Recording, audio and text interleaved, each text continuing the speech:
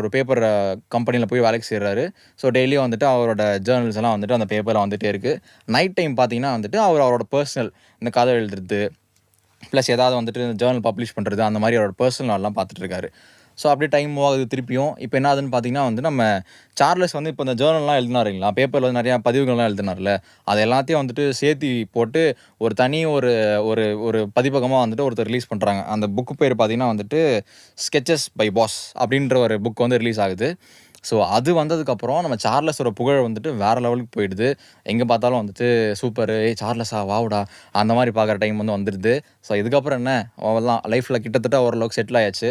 So இப்போ வந்துட்டு கல்யாணம் தான். அவங்க பேப்பரில் ஒர்க் பண்ணுற ஒரு எடிட்டரோட பொண்ணையே பார்த்து கல்யாணம் பண்ணுறாரு. அவங்க பேர் தான் வந்து கேத்ரின்னு. ஸோ சூப்பராக வந்து லைஃப் வந்து ஆகும்னு போயிட்டுருக்கு. இவங்களுக்கு வந்து 10 குழந்தைங்க பிறகுறாங்க. ஸோ இவரும் மேன்மேலும் அவர் ரைட்டிங்ஸில் வந்து போயிட்டுருக்காரு. ஸோ அவள் தான் ஹாப்பி என்டிங். இல்லை இன்னும் முடியல ஆக்சுவலாக.